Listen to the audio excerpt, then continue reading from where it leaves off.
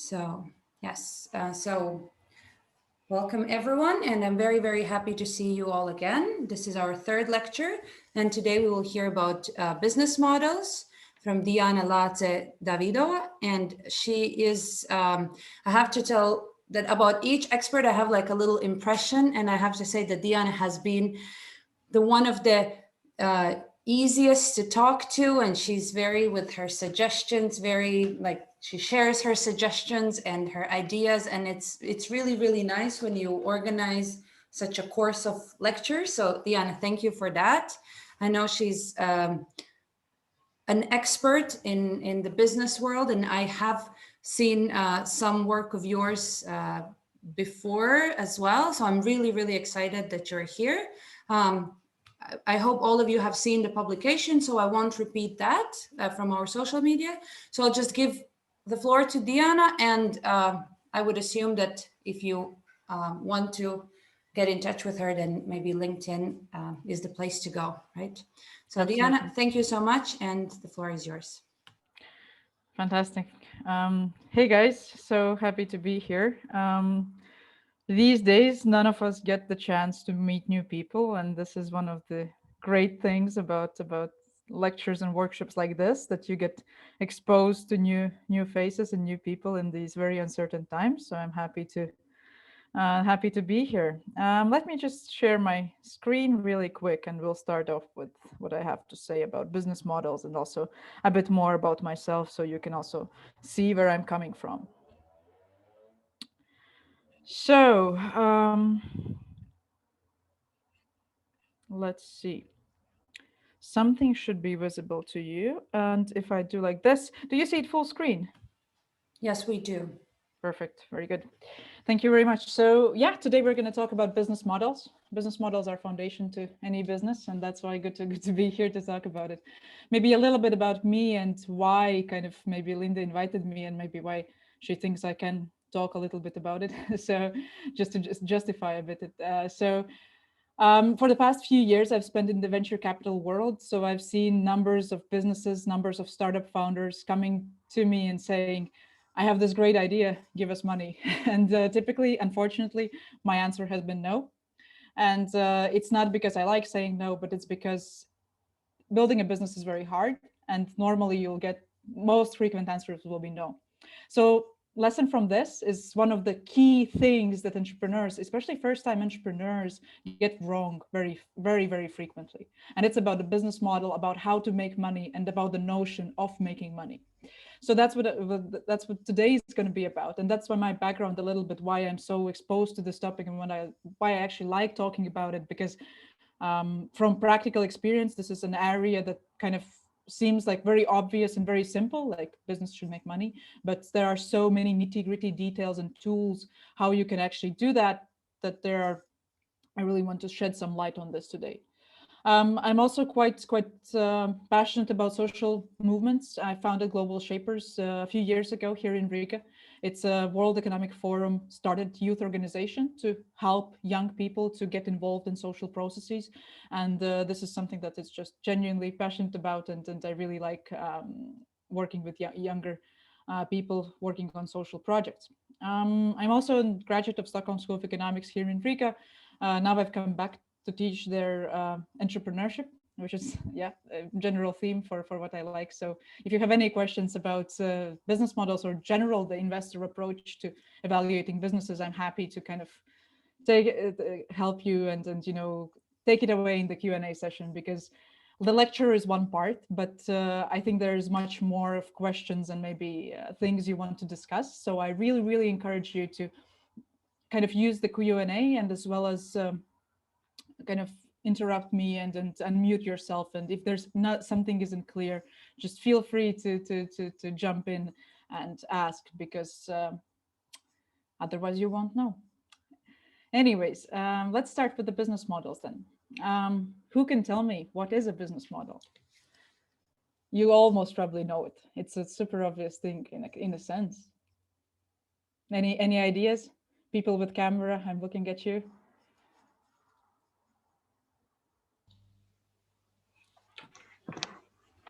Do we have anyone brave to try? Yes, I am. I am here. Uh, Business model. First of all, I can say, do you hear me? My name is Said. We hear you very well. That's great. Business model is the way that your business can create a value, and we can say how a business can create revenue stream. Mm-hmm. Very Yeah, good. and it's the structure of your business, the cost of the cost, the list of the cost, list of the revenues, and totally together we can say it is how your business make money. Pretty accurate. Very good. Thank you very much. You're welcome. This is very good. This is something that is quite clear to the definition I have chosen for this lecture. Business model is the rationale of how an organization creates, delivers, and captures value. In traditional capitalistic sense, we understand value as money and profits because that's the sense of the business. But this is exactly about these three things we're going to talk today about: creating, delivering, and capturing that value. So this is just to lay the foundation about what are we going to talk about today. A small note maybe that if there is no viable way to kind of make money or profit over time, it is most probably not a sustainable business per se. Some people might raise their hands and say, but Diana, look at WeWork, look at companies that are burning through money basically on a daily basis, and you venture capitalists are funding those. Like, what the hell? But that's the kind of the assumption that you make when invest, that there is a viable way to profit over time, and maybe that time is longer term. But if kind of your business doesn't make any sense in Excel, and it makes no common sense, then probably this is not a business, but maybe it's a social entrepreneurship project where you kind of do something else, but it's not actually exactly a business. And there's nothing wrong with doing that. It's just something different maybe that we're not going to touch upon. So today we're going to talk about business models, about commercial organizations that want to capture that value. In traditional senses, that will be profits, and that's kind of the realm of what we are going to talk about. If you're interested in social sort of business for good or social things, it's also a different topic on its own, and maybe that's something that's covered in this lecture, but it's definitely a lot on the internet as well. So when we have the foundation of what is a business model, let's start off with a story. I guess one of the most famous stories about business model disruption. So probably maybe you even know better than I am, because I read it from the books, but I didn't experience it firsthand about the Blockbuster and Netflix rivalry in the late 80s. So when Blockbuster was founded, it was way bigger than Netflix, and it is so funny to see in today's eyes when Netflix is over 200 billion worth of corporation, and Blockbuster is essentially closed down to one DVD rental shop in New York, which is a pop-up shop.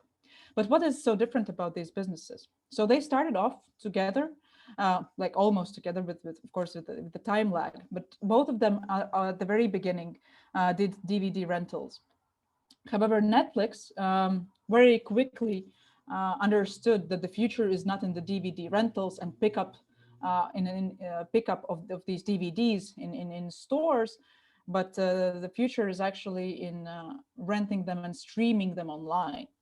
So they were the first sort of to coin this term about business model innovation and about tech companies as kind of redefining the business model, because they introduced a completely different approach to traditional industry of DVD rentals. And this is exactly the mindset that has fueled a lot of other tech companies and also not tech companies in the industry of in the space of business model revolution. And one of the kind of essential tools that I would use for the sake of this lecture to explain how to think about business models is the business model canvas. This is a very kind of primitive tool in a sense, but it's very good, and that's why it's kind of it's been around for some time. There are two tools actually. One is Lean Canvas, the second is Business Model Canvas. I'm using this one as a preferred choice. Feel free to explore the other one as well. Both are equally good.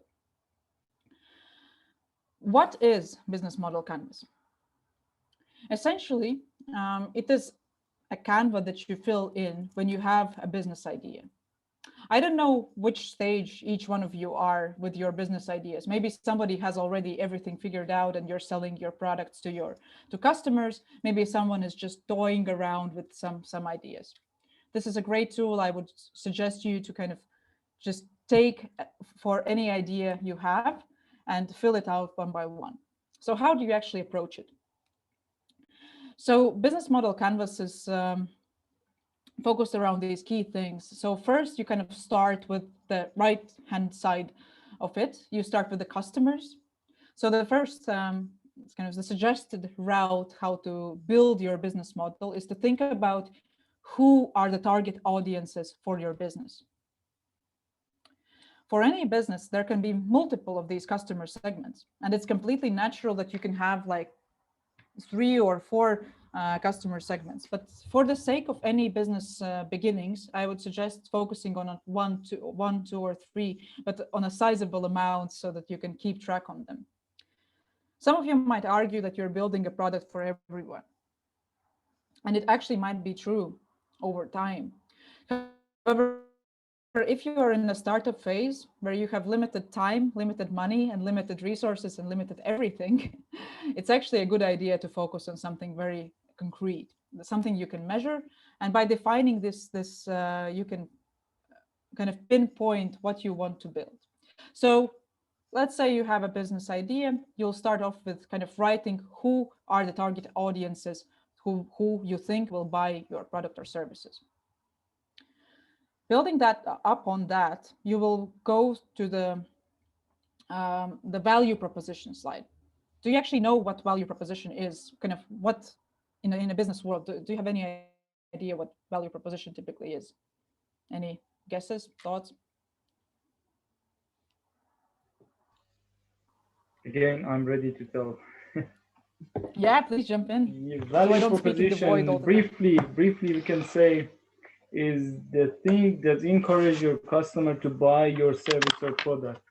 It's the answer of the question that why a customer will buy the product or service. Yeah, exactly. That's exactly why I suggest to start from customer segments, because you want to build the value proposition to exactly that customer segment, to exactly that group of people. Why are they buying your product? What problem or pain are you solving to them? What is the unique value they get from your product? So again, this is something you put up when you have to nail down the customer segments and and understand your audience. This is something you can write up. I'm going to have some examples later on, so it's going to maybe become more clear, but let's go through the canvas first. So third and fourth is the kind of the last things on the customer side is the channels and customer relationships. So if we talk about channels as kind of what are the channels, will the value be delivered through? Are you going to sell your products through online, through retail, through I don't know, pop-up shops in Riga center, or are you doing it on Shopify and Facebook and doing the e-commerce route? This is basically just lining out your business strategy. How will you deliver that value proposition to your customers? Next up, customer relationships. This is kind of also kind of a secret sauce for your business. What is the plan on keeping these relationships with your customer segments? Basically, is it something that you kind of add to your product? Is it a follow-up email that you send after they receive your product? Is it some kind of special touch you have with them? Basically, how do you facilitate this relationship of transaction so that these people know your brand and like your brand? Next, we move to the kind of the downer section of the canvas. After we have had these customer segments, customer side nailed down, we focus on revenue streams. How will the value proposition bring revenue from the customer segments and the target audience? This is basically the money engineer, the profit and the revenue generating engine. Next, we move to the left side of the canvas, or the key activities and the resources and partnerships. This is basically the delivery side of business. Now that we have, how do we capture this value, we want to move on, sorry, not capture, but to create this value, we move on to see how do we deliver it. And so 6 is key activities, the resources. Activity side is the operations that are essential for the success of your business, and resources are the assets that you actually need to run your business successfully. Then we also have partnerships. Typically, you're not kind of a boat in the ocean. Any business needs partnerships to deliver that value. It's the ultimately the supply chain that delivers the value to the customer. Is it the manufacturers that produce your product? Is it the drop shipping engine you use, or is it your staff that locally source and manufacture the products? Here you list these things that are the key assumptions, who are the partnerships that are essential to your business. Then we go on to the cost structure, and this is kind of the other side of the profit equation.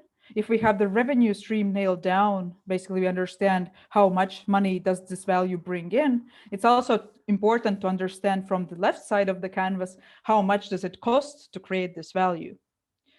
In the first kind of months or years of the business, it's completely okay for the left side to be kind of more expensive than the money you bring in.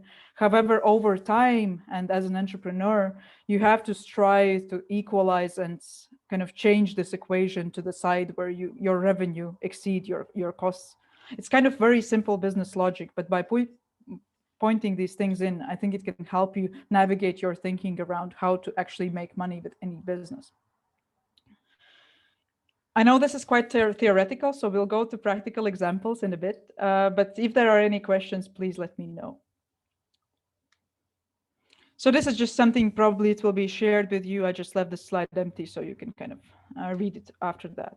So this is again to reiterate of what I just told about the sides of the canvas. So one side is about the value creation, the other side is about delivery of this value, and the kind of the bottom part is the capture of the value. Again, do we solve a problem? Can we provide it? Can we be profitable? This is exactly the same thing that I just said, just in other words, maybe a bit simpler to grasp. And this is exactly where the business model disruption and building can happen, because you can innovate on the business model by using this canvas on very different sides. I know this can sound a bit theoretical, but we're going to go in the examples and it's going to be a bit more clear. So we're going to explore how can you kind of disrupt different sides of the delivery, either delivery or capturing or value creation. And for that, I'm going to use the kind of the backstage disruption, which is basically everything that's the back door, the creating the product. Then the front stage disruption, something that the customers see that's different for the customers, how you can disrupt that side of the business model. And also the profit formula, or how do you kind of innovative ways, how you charge your customers in some ways that hasn't been done before, how you can also make money. Very simple and kind of in practice, very understandable things, put in a business language that maybe takes a bit to grasp. First, let's start with Tesla. It's a good example of front stage disruption, because they're targeting, typically they're targeting wealthy consumers. They do it through direct sales, and they have a supercharger network where you can charge your Tesla in the US and also somewhere obviously in Europe as well. The main value proposition, which is the second part, is the high performance electric vehicle. And they were the first ones actually to have this value propositions on the market, or at least one of the first ones that went commercial with it. They also had their charging stations for free. And that kind of was the customer end of having the supercharger network that contributed to the wealthy consumers to kind of that their services very, very good. And this is kind of what they would write in the revenue streams, that they have the free charging as an upsell, but the car sales is something that kind of drives the price up for the high performance electric vehicle. So by writing things like this, you see that all of these things are intertwined, and by every kind of section, they should make sense all together as well. So this is an example how we could fill in a canvas for Tesla, for instance. Let's take another example, IKEA. I think IKEA is a good example of backstage disruption because even though they are targeting a mass market, and here's an example of how you can kind of, if you're as big as IKEA, you can definitely write in a mass market in the customer sections. But I think the key thing is that what's really different about IKEA from other furniture stores is that it's just very cheaper to transport the furniture than other furniture outlets. They have it in a very compact way, and by this flat packing modular manufacturing, this is a way how they can deliver that value. And by that, by having this furniture in kind of in a very compressed way, they can actually reduce the operating costs because they don't have their kind of storage units, and their transportation costs go down, and the logistics is a bit cheaper because they can fit in more furniture in a truck or in a container. So if you see that by the kind of, even though it's in many ways, it's a product innovation of kind of packaging the maybe a shelf, not as a built-in, but letting the customer kind of build it yourself, is a way to actually reduce the costs and innovate on the business model as well. Then good examples of profit formula disruption, or things that we as consumers hate the most, is being charged much more than typically is. I guess a good example is Ryanair, where you typically get charged in the good old days where we were able to fly. You were charged on not only on kind of having an extra bag, but you typically get charged on many different things. So if typically before Ryanair, a plane ticket would cover your food, your baggage, your other related costs, Ryanair bundled it away and kind of made you pay for everything.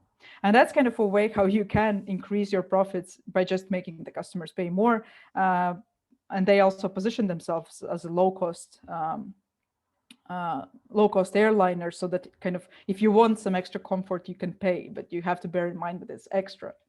And Nespresso is, I think, similar to maybe printer companies with cartridges, which is an example where you kind of buy one thing, but you kind of need to buy the other to make the one thing work. I think Nespresso coffee machines is a good example where you need to buy the coffee pods to actually run the coffee machine. And the fact that you only have the coffee machine isn't enough for you to operate. And this is what makes the product very sticky, because you can buy the coffee machine for a cheaper price, maybe than other coffee machines, but you need the coffee pods to actually make the coffee. So this is maybe some examples and some inspiration how you can think about your business ideas, because essentially all of these businesses are in quite traditional industries: cars for Tesla, planes for Ryanair, furniture for IKEA, and coffee machines for Nespresso. There's nothing innovative about that. It's super boring and old school business. But by creating these unique value drivers in the business, you can actually dominate the market in many ways. And that's why thinking about business models is quite important.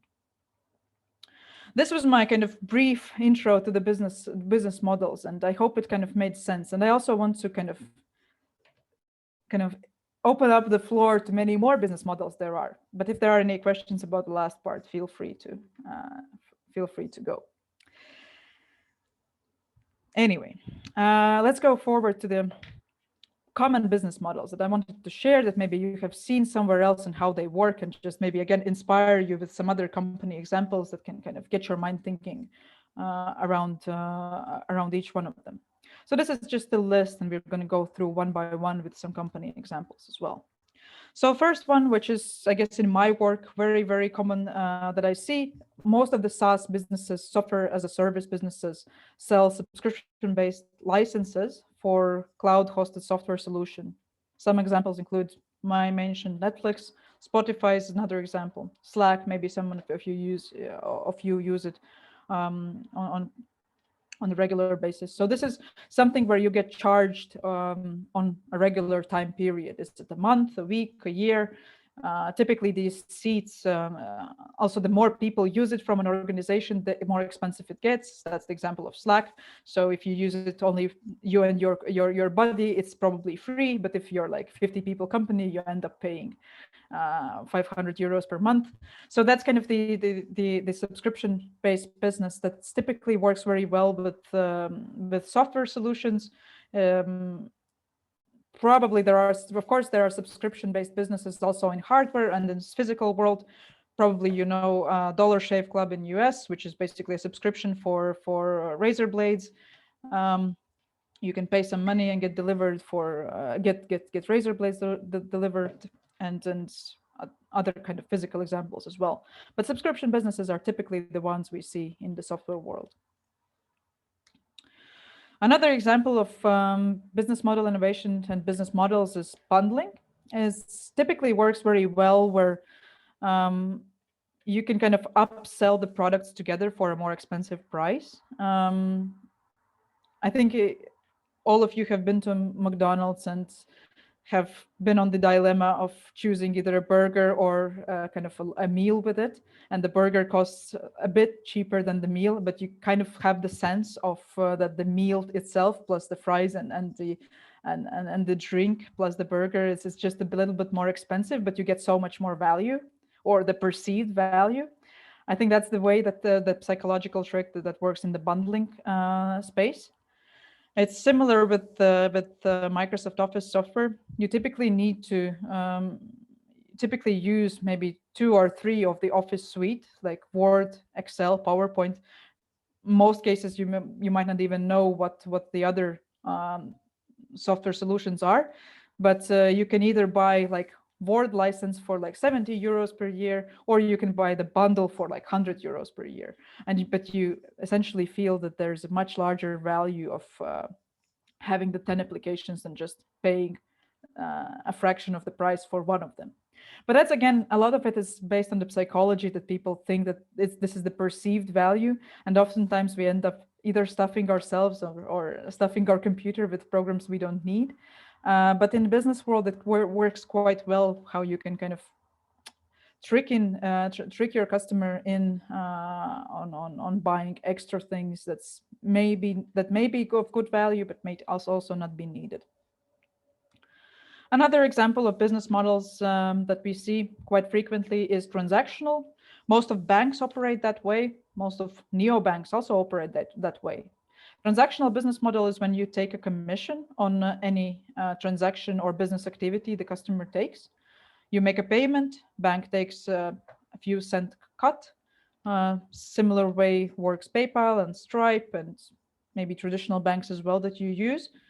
Again, this is maybe more, makes more sense in the fintech or financial world, because this is, again, a business model that's used mostly there. But of course, you can also apply this transaction to business model to maybe other industries as well, and just kind of innovate on that behalf.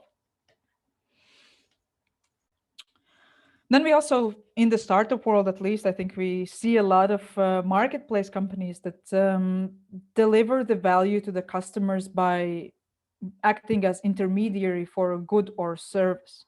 So marketplace business typically delivers the activity, their product by the convenience. So for Bolt or for Uber, you don't have to call up a taxi company and wait for 30 minutes, but with a tap of a button, you can order a taxi within a few minutes away. You can see exactly where it is.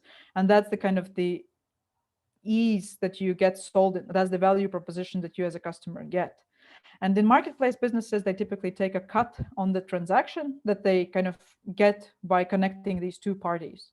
Similar way we see in Airbnb, similar way with other marketplace companies where you can share stuff or you can use things that you can virtually rent. I think these days you can get a marketplace for everything almost. I think they're super popular to businesses to build recently.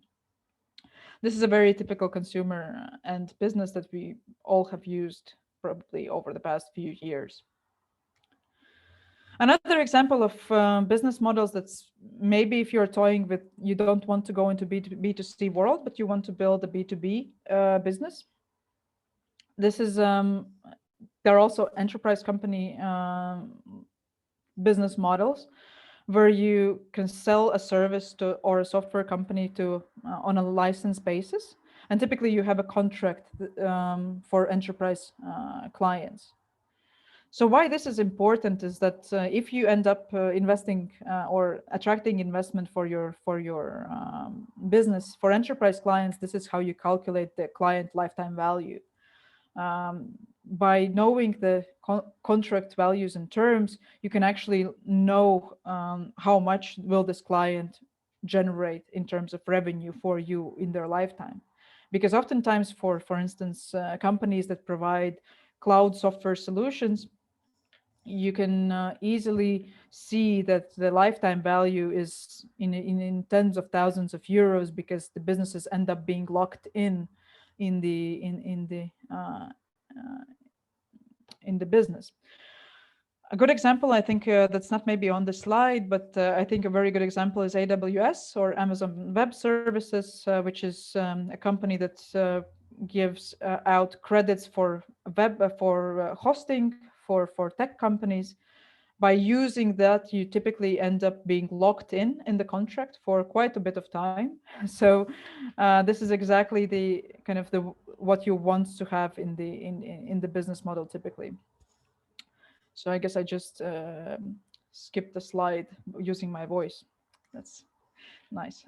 Anyway, next up, advertising model. I think all of you know what that is. Typically, if something is for free, it means that you are the product, and people are getting money from you, from seeing the things you do online. Unfortunately, I think this is way less common than it was. In many ways, social media has been. Sorry, I have a bit of a technical glitch. Just a second. Yeah. So in many ways, the advertising model is not so popular anymore, because the big tech social companies are getting a big backlash from the consumers, from the regulators as well. People don't like to be used as a money generating asset. So this is something very important to kind of take note. If you're building anything and you think that advertising is the business model to go, think twice, because consumers don't like it as much as they did 10 years ago, because we feel being used. And you probably know also personally, you don't like when you get personalized ads all the time. You have a feeling that you're being spied on social media. I think that's something that kind of will be less and less popular over time, because we need to figure out something else. Obviously, good examples are all social media sites as Facebook, Reddit, and Twitter.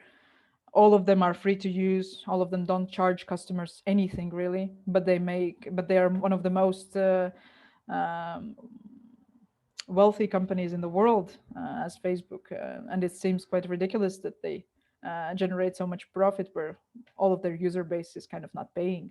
But that's exactly, I think, what they figured out quite brilliantly in the business model, that they understood that the data they can gather about the people is much more worthy than any subscription base that they would use. Because imagine that Facebook would be free, but you would need to pay like €1 for using it for a year. That would only generate Facebook like a few billion euros in a year, but they are much more generating much more by that than that from the advertising model. And that's quite scary to think about, that even if you kind of had a subscription fee for that, they would still be generating way more money from actually selling your private data. And last but not least, that I wanted to share is, I think, a very cool business model. It's called 1 for 1. It's a business for good model where you donate one item for your purchase. The company that started it, I think it was the Tom's shoes. They have shifted away from this business model, but like some 10, 15, 20 years ago, they started they kind of were one of the most popular for this business model, where you could buy off as a pair of shoes, and you could donate those to kids in Africa for for each pair you buy. Similar example, but maybe more recent one is Bombas socks from the US.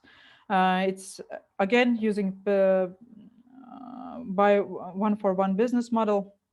You buy a pair of socks and you get to donate one pair of socks for prisoners in the US, for incarcerated people in the US. I think it's kind of, this is an excellent model if you want to add on social value to your business. And with, I mean, talking about this in 2021, all businesses should start not only seeking profits, but also seeking social value. And this is very, very important. And this is one of the good examples how you can do that. And I think this is kind of approaching maybe the end of the theory that I wanted to cover today, but that's quite important note that I wanted to leave you with, that maybe we have closed the chapter where we only wanted to kind of, as businesses, we wanted to make money and make profits. I think now both investors and consumers are shifting to the paradigm that you should be also generating some social value of the business. So whenever you're thinking of the ideas you want to build, start off with also thinking, can I make this company carbon neutral? Can I offset my carbon footprint? Can I offset my anything else, or give a pledge to improve this world for the better? Because I think as entrepreneurs, you get the chance to change the world by doing what you want, and you are the ones to be accountable for that future we're building. And that's, I think, a good message to kind of be in mind, that if you want to live in a better world, you should also design your business and design the things you want to build in a way that you want the world to see.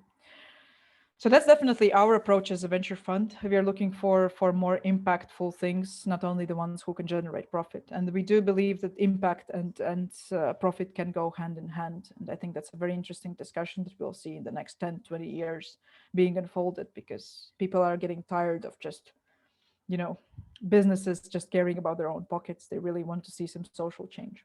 And I think that's a really good shift.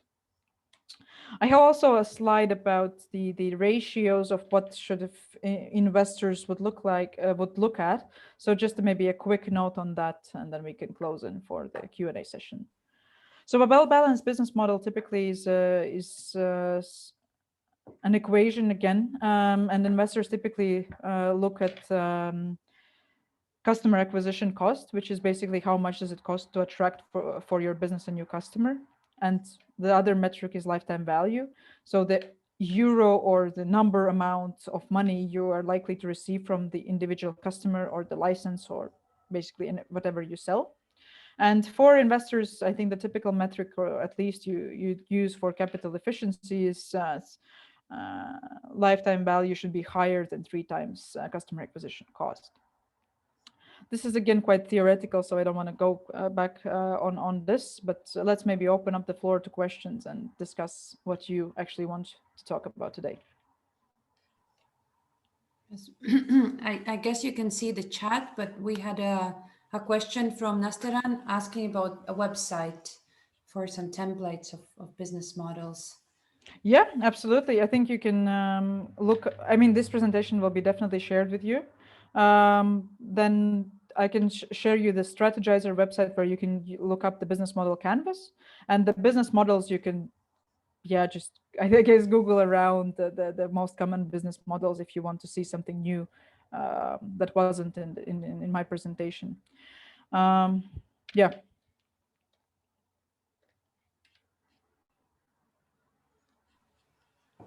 And with the presentation, I will send you, and once I receive it from Diāna, Mm-hmm. everyone, yes, just as always, I'll send you like a after session email with the presentation. Mm-hmm. Mm-hmm. Yeah, so there's also this quite old book. It's, I think, over 10 years now, but I think it's quite good still, and also in today's world. It's called Business Model Generation by Alex Osterwalder. You probably saw it in the slides as well, that I used his templates for this. So if you're really interested in how to build this, business models, then this is, I think, something you can take a read. It's quite beginner friendly, so if you're just starting out, this is quite good resource for that. I see another question: how often a company should change its business model? That's a very good question. I think the answer is, if it's good, then never. If it's bad, then often enough. Like, if you kind of, in a sense that if you see that your like companies are competing on different things, they're competing on price, on quality, on products, and that's something you have to kind of take a look at all the time. Who are the competitors in the customer's eyes for your product? So if the alternative is doing something way better and you're lagging behind, then it's definitely a question if the product or the business model should be changed. However, if you see that the business model works, then there's obviously don't fix what's not broken type of mindset. Like, you shouldn't really change it if it works. So really hard to come up with a generalistic answer, but I guess a rule of thumb would be, see if you're happy with how your business is doing, and then kind of iterate on that idea.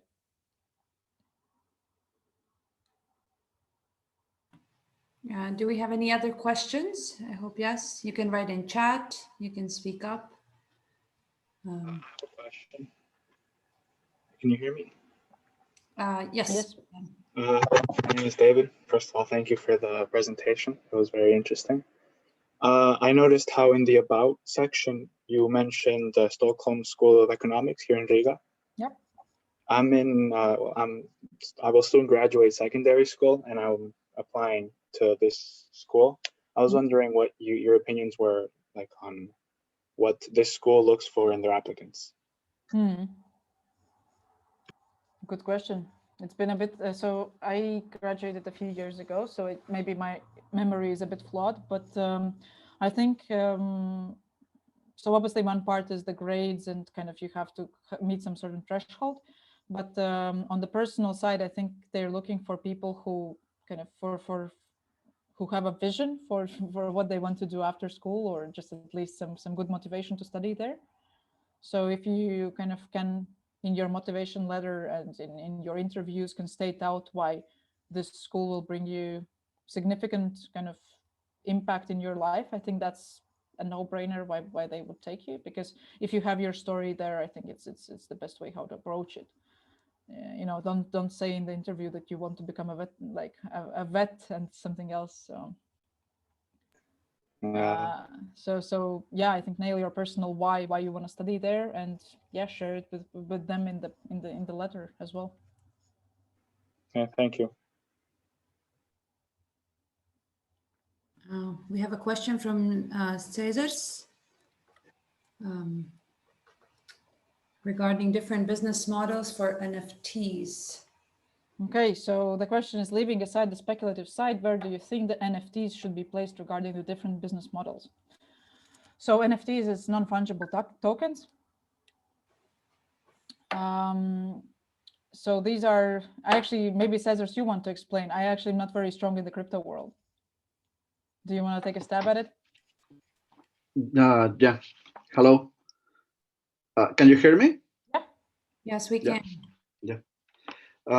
Yeah, I started like a year ago, get interested in the crypto world because I'm interested in game development, and NFT has been something very, very interesting to me in the way how they are making revenue, aside the speculative side that they are showing in this moment, because it seems that it's the possibility to create another place where to interact and exchange value of the NFTs, no, of the items.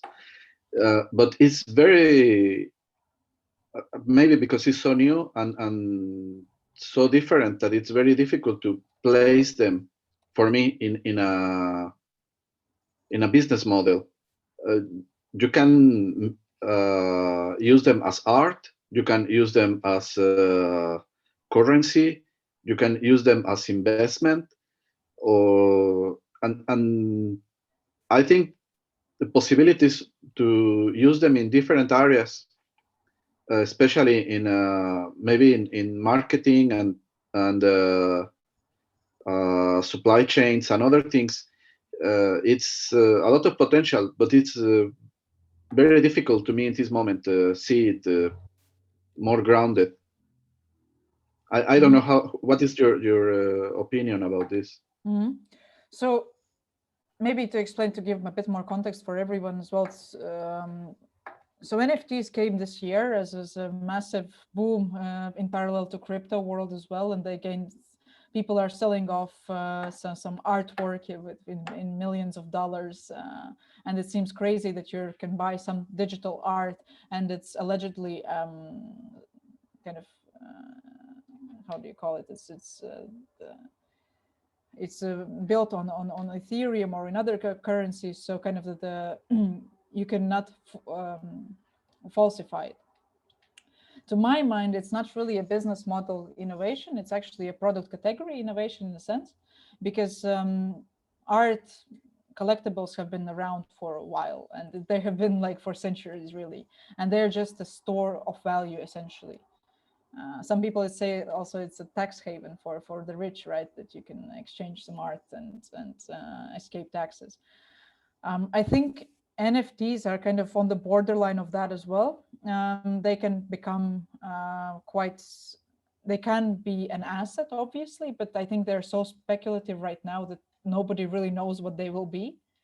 I'm not super into the kind of NFT world myself, so it's a bit difficult for me to judge. But in principle, I do agree that non-falsifiable items online have a future. However, in the kind of world we live right now, I don't think it will be a very, how to say, sustainable way. And the things you can now buy for like 30 Ethereum will be exactly as much as you will kind of, it will be in a few years. So I think it's kind of the rule of thumb. You should invest in what in what you believe in. So if you think that this is something there is a good ground for the technology, it's definitely worthwhile to explore. But yeah, consult an expert on at your own risk. Thank you very much. No problem. Yeah, I'd like to ask a question regarding how detailed should a business model be, like before approaching anything. And I think that it's actually like, I call it like back of napkin calculations. So let's say you have an idea, you think it's really good, but you need to start off somewhere. I think the business model canvas is the first thing you can do, just by taking a couple of post-it notes and just kind of using them to think about your business model. Like typically in the lectures like this, we actually do a workshop on like an hour or two where you can actually work on your own business ideas, and you can show what you've got. But that's definitely something I would suggest you to do if you really want to understand what's the kind of secret sauce of your business, because you can obviously innovate in every of the segments of the business model, but it's not needed. Like nobody needs like 9 levels of innovation in business. Typically you need 1 or 2, but really good ones. So I think the level of detail is really how well you can structure your narrative. And yeah, typically it's like, if we take the canvas, it's like 1 to 2 sentences per block, and it's completely enough to kind of capture your thought at that point. But when it comes to the number crunching, it's you have no idea. Plan, yeah? Yeah, it's like about the cost and value generating, right? Yeah. So when you the business plan, so that's the place where the most magic happens, because a lot of these things will be operating on assumptions. Most probably when you'll start your business, you will have no idea how the manufacturing will actually work. You will have no idea what the kind of the margins will be. But my suggestion would be to go as detailed as you can, like listing as many things as you can and listing it with overheads. So if you think that that something will cost like €3 to produce, put 4. Just put the kind of the most pessimistic scenario in terms of your business planning, because that will give you enough room for error for errors to happen, and they will happen, especially in the beginning of your business. So my advice would be to be as detailed as possible, listing out as many assumptions as you can, and adding overheads to the business planning as well. Thank you very much. Yep, good question. Who else has a question, or maybe like It can be also not about business models. So yes, feel free to shout. about business in general. Yes, you can share your stories, maybe how you have succeeded, or maybe had some I don't know, obstacles starting your businesses here or in your home countries. How you're bringing maybe your experience to Latvia and maybe want to start and kind of transfer that business. I don't know. Sevda, I see you turned on your camera. Yeah, I've turned on my camera. Hello, thanks for your presentation. It was quite good information and quite useful. And actually, about these business models, it is like my question about like one of these business models was like intermediary, like like you are connecting to different marketplace, businesses. Yeah. And for example, the person who has some ideas and like has this canvas of ideas and trying to I don't know, like to find out how to start, from where to start, how to be like reliable person that they can like they have convenience to you, and you can start maybe even blending these business models, like to be intermediary, and also, for example, one-for-one model, and to blend one, two or three models together, like and to be a reliable person and also secure your own ideas. For example, if you are entrepreneur, but you need in your ideas some software engineering skills, and how to secure, like, okay, like you will talk with the guys who is very good in IT, like make them one team and make some application, realize your application, be a reliable person. So many questions here, like make you stuck from where to start, what to do, like this. So if you be helpful on this, you give me a clue or something, I will be very thankful to you. Yeah, that's the biggest problem, right? You have an idea, but everywhere you go, you'll see only problems. Like nothing is clear, and that's very common. So you're not alone in this experience. So that's normal. Like practical, like probably there are books about it, but like practical, couple of sentence answer from my side. I think you have to start nailing down the things you know. So obviously there is a sea of unknowns, but so there's this concept of known unknowns and unknown unknowns. Also, there are known knowns and unknown knowns. Anyway, so I would suggest you to focus on the known unknowns, or basically the things that you know that you don't know. And by listing them, you can actually already know what you don't know, and then you can find help according to that. So let's say you have a problem with like product development. You need someone to help you with IT. So in order to build an IT product, you need to have at least one technical person. So this is already a thing that you can kind of think about. Where can I find a technical person? Maybe I should search on LinkedIn. Maybe I should search on cofounder.com. Maybe I should search for some groups like this where people gather and share ideas, and maybe some of them is technical, are technical people. So from this problem, you can already arrive to a to-do list, like find out 10 people who are like into IT projects on LinkedIn and write to them and ask, are they willing to help? Like narrowing it down to a very practical to-do list is the only way how you can make an unknown thing and something actionable, and narrowing it down to small steps. So maybe this was a hard example, but I think it's a very kind of important to to narrow these things down, what you know, what you don't know, and what you kind of everything in between. Because by writing it down, you already kind of explore the phase. And then over time, you'll have these unknowns, the things that you actually didn't know that you don't know, and it's like terrifying, but like, don't think about it. Like they'll happen in everyone's life. It doesn't matter. So focus on the things that you don't know, and focus on the things that you know that you can do. And these are the things you should focus on. Okay, thanks so much. That was a lot of no in one sentence, but I hope you got the idea. Yes, I tried to write it down in the chat because it sounded really kind of cool. I see Dani and Nasteran turned on their cameras, so I would assume they have a question too.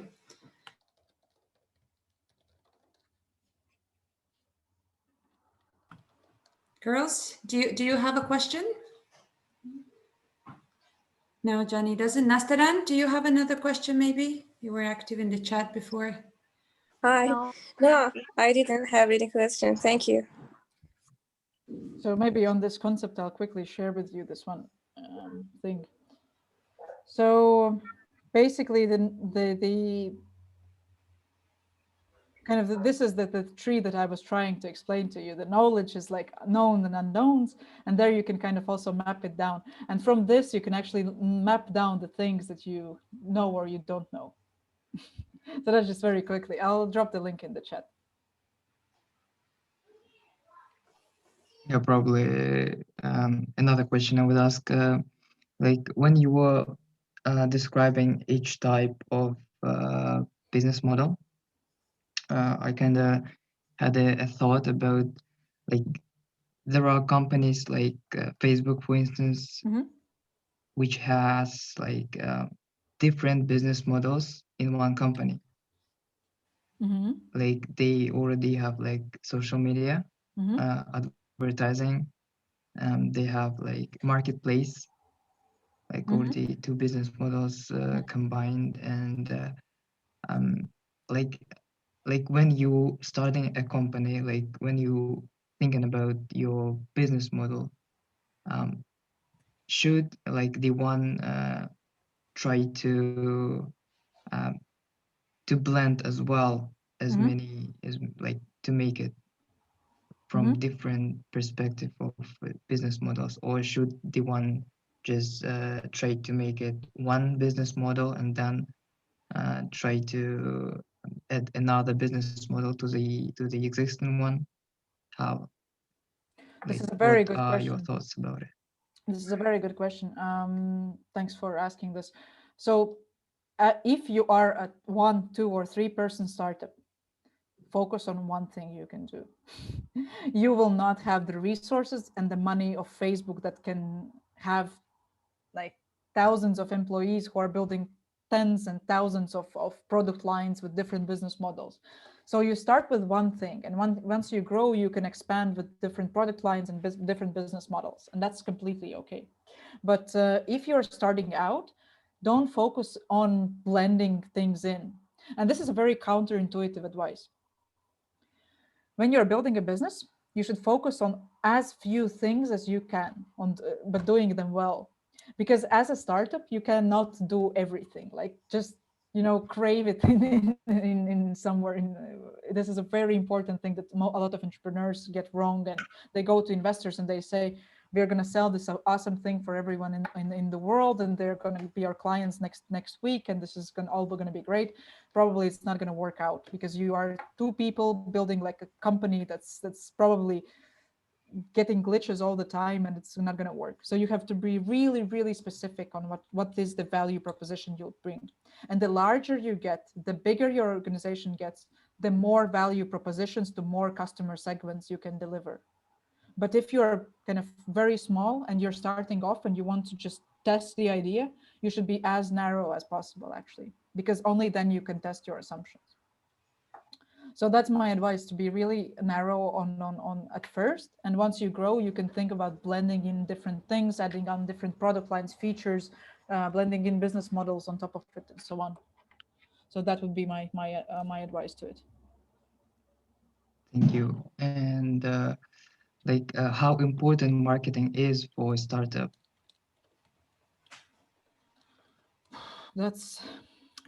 It's everything.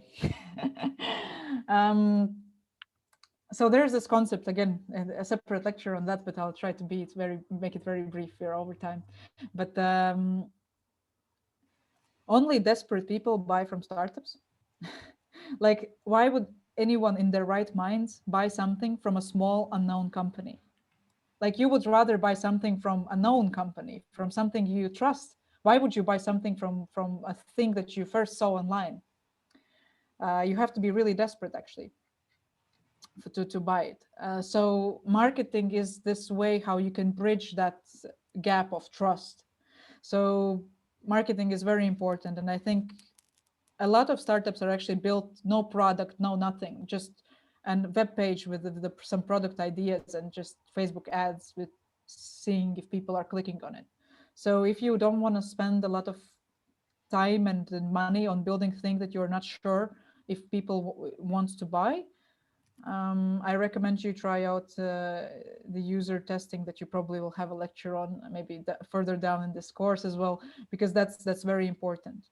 And in a marketing, in a more traditional sense, if we think about general marketing in business, I think it's very important to communicate yourself like to the customers. So people need to know who you are, and that's where the marketing becomes very important. Thank you. Did you just said that marketing is more important than the right business model?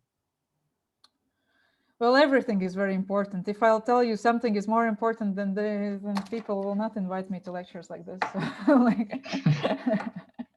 But I mean, I would love to give you an answer because that's what you want. You have a question and you want a concrete answer, but the answer is it depends. Like there's really everything matters. If you want to build a good company, you have to like make out of 1,000 decisions, you have to make like 100 good ones and the rest can be terrible. But like still it's very important that you can get a lot of things right. It's not only about one thing that will work. It's a lot of different things. It's a lot about the people you'll hire. It's a lot about the right marketing you'll do. It's about the business model. It's about the product. It's about the color of your website. It's about the name. I mean, it's so many different things to build a good business these days. So I don't want you to be kind of most focused, okay, I only need a business model. But I would say that the business model is the foundation of business, and the marketing is a way how you communicate that value to your customers. So both are very important. Don't prioritize one or the other. Yeah, thank you. Thank you. Thank you for that. Do we have any other question or a comment? Yeah, feel free. I think we're having good discussion.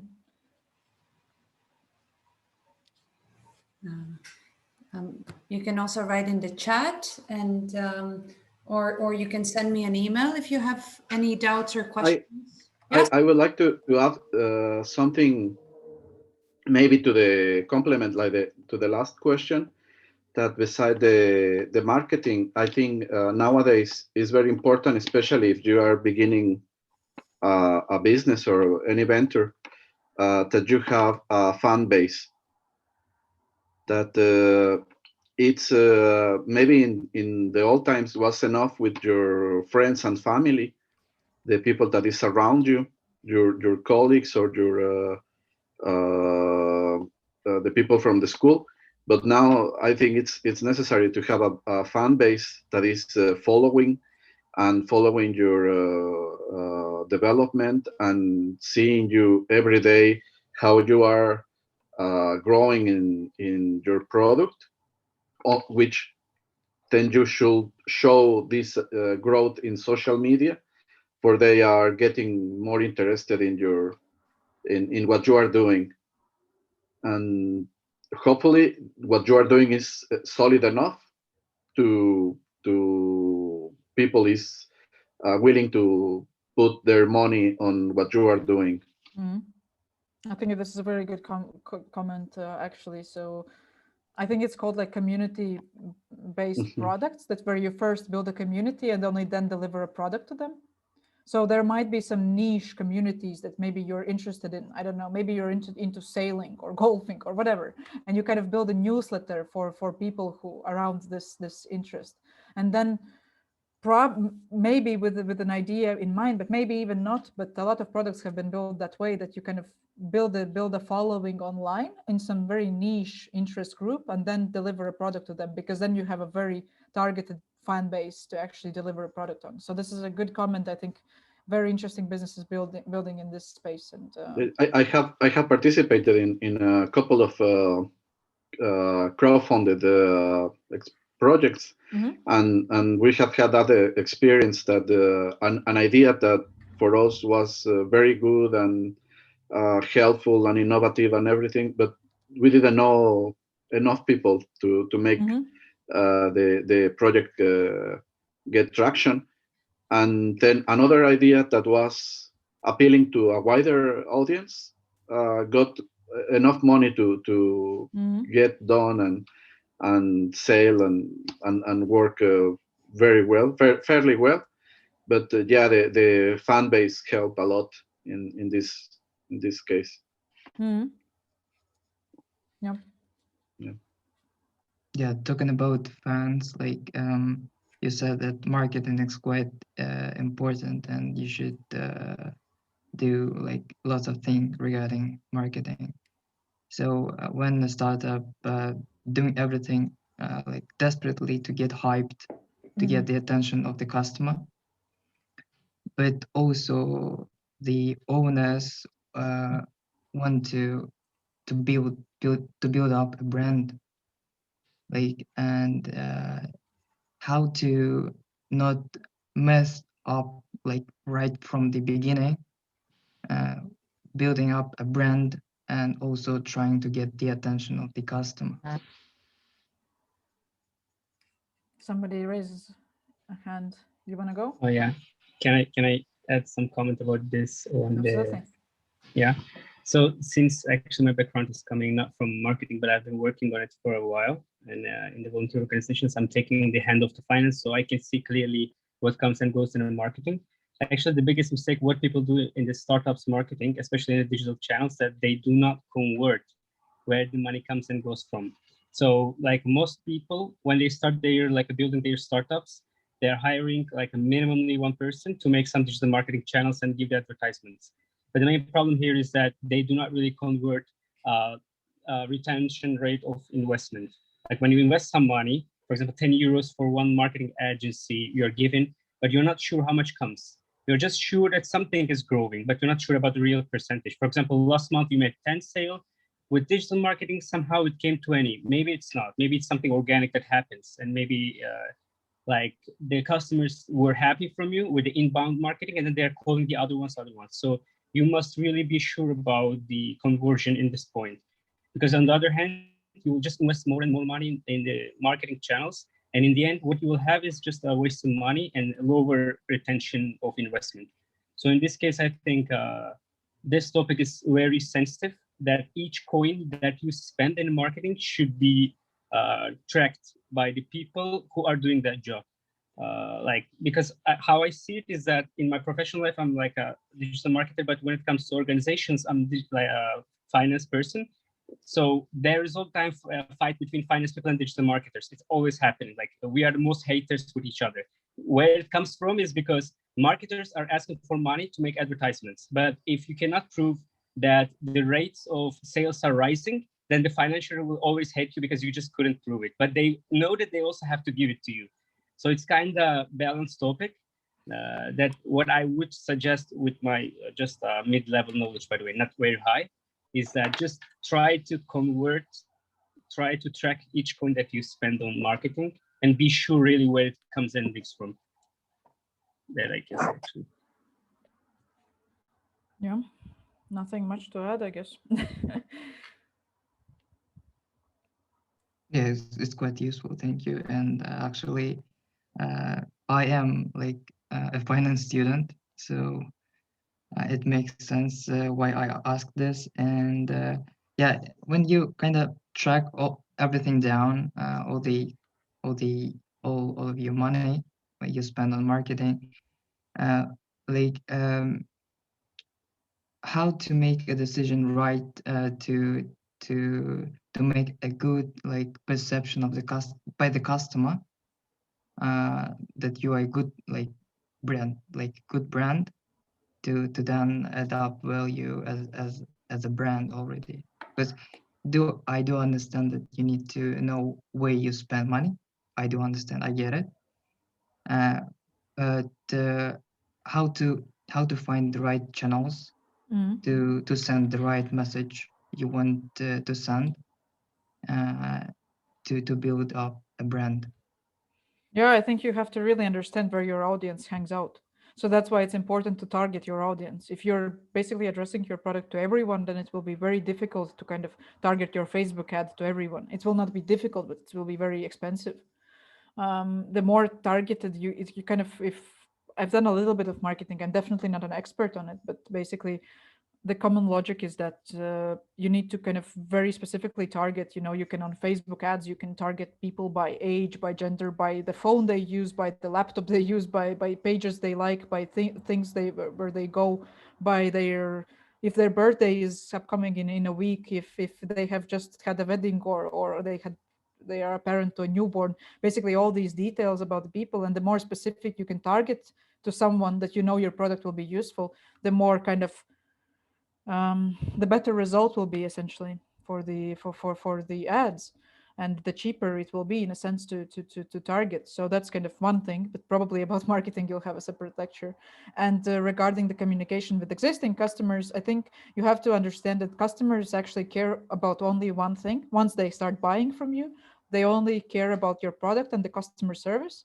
They don't need the marketing anymore. They don't care. Like, you can, like, if they have bought something once from you and they liked it, that's the best marketing, really. You don't need to kind of convince them anymore. But what you need is to have a good customer service.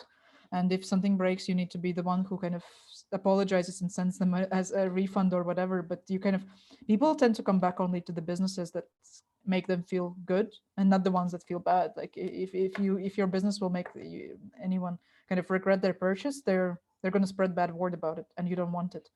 So if you already have converted someone and you care about maintaining them, customer service is everything. Oh yeah, I really appreciate the answer. Thank you. Okay, well, and I was just looking at our our program. We will have a lecture on sales and distribution channels, on public relations, also on like branding. So that's all like attacking the market and finding the right customer for your product. So I would say thank you very much, everyone who joined today on such a lovely spring evening. Diāna, thank you so much for this lecture. I really enjoyed it, and I hope everyone took the best from it and really will apply their this gain knowledge in practice, because obviously I think in the end that's the most important thing, right? Not to fill us just with knowledge, but to really apply it.